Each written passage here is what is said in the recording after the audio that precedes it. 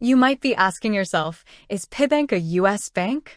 It's a great question, and one that cuts right to the heart of understanding where your money is, and more importantly, who's protecting it.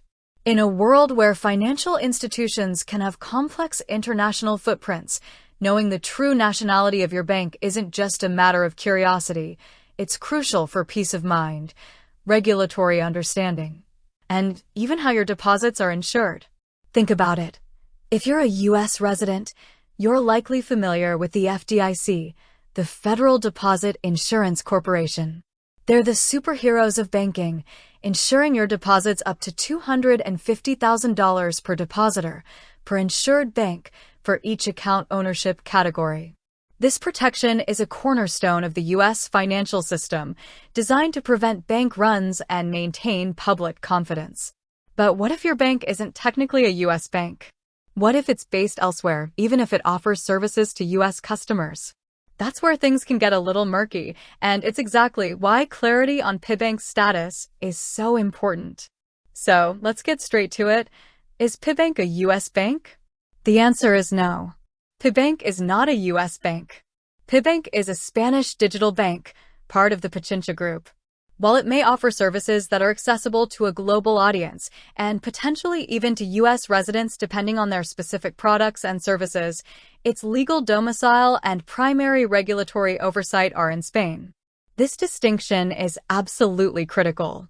Because Pibank is a Spanish bank, your deposits with Pibank are not insured by the FDIC.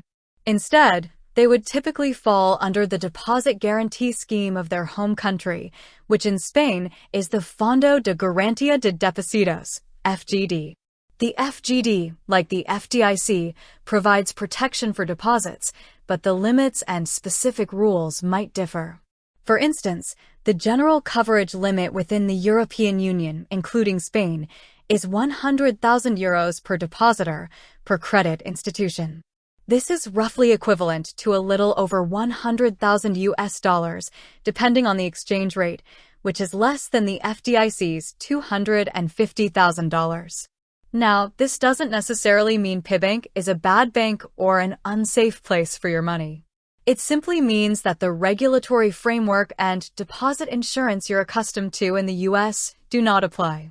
Pibank operates under the supervision of the Bank of Spain and the European Central Bank, adhering to Spanish and European Union banking regulations, which are robust and comprehensive. They are a legitimate financial institution. However, it's about understanding the differences in protection and oversight.